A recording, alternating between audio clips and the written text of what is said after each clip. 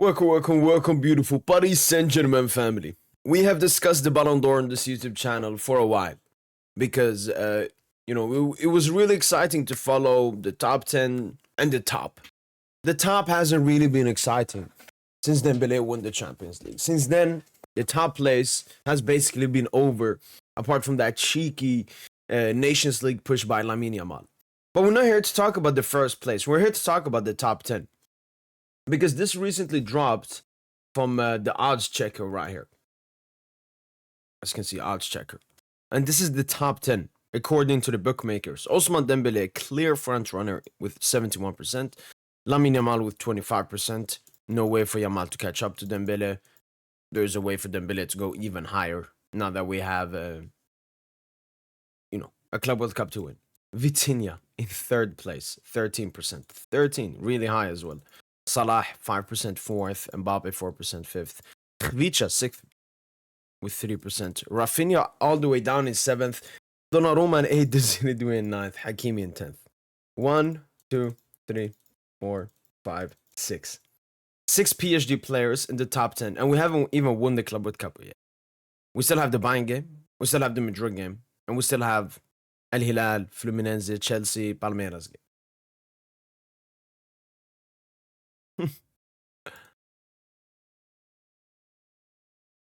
Feels great. Feels great because we knew this. We knew that the Ballon d'Or, it's about the ability, the impact, but most of it is in the big games and the trophies that you win. And Paris Saint-Germain in 2025 are said to have the most successful calendar year of all time. If we do manage to win the Club World Cup, the UEFA Super Cup, and the Intercontinental Club World Cup later on this year. And this is fully deserved. Vitinha as well won the Nations League. It's a bit surprising not seeing Nuno Mendes in this list. I saw Nuno in previous lists. Nuno could go even higher. And this thing, like Rafinha could drop even lower. He's not going to play in the games. Mbappe, he's been injured, but it depends on how far Madrid goes. Salah could drop down even more. I don't know what Salah is doing in 4th place. I don't know what Mbappe is doing in 5th place. I have no clue. But we talked about Paris Saint-Germain domination. I remember me and Tosin, or mostly Tosin, he said that he wanted all 12 PSG players. So the 11 starters plus, you could say, Bradley Barcola to be in the top 30 Ballon d'Or nominations. And when you look at this, it's going to be clear we're going to have all 12. I mean, if you have 6 in the top 10, I mean, this will probably be the biggest domination in the top 10 as well.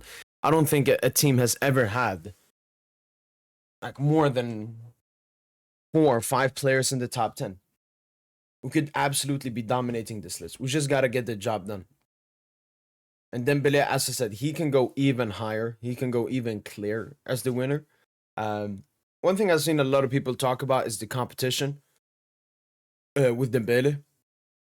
PSG players-wise, that's one thing that ruined it a bit with Barca. They're pushing for Rafinha for like 6 months. Then they switch to Pedri quickly, and then they switch to Yamal.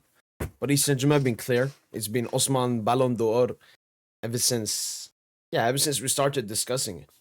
And, other Paris Saint-Germain players are doing really well. Vitinha obviously won the Nations League, and Joao Neves and Nuno Mendes did the same.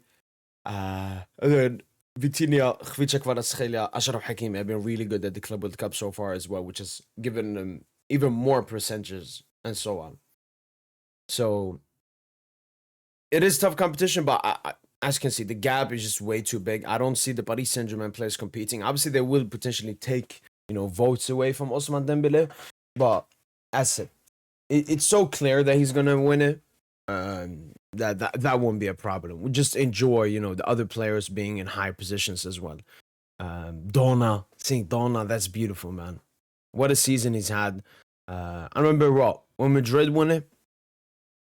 Courtois, I would say Donna had a better Champions League campaign, but Courtois definitely had, one of the best Champions League final performances we've ever seen. And I said, I don't know what Mbappe is doing here. Just PR, man. Salah as well. Look, I don't care what you do versus Huddersfield, what you do versus Burnley, what you do versus Sheffield United.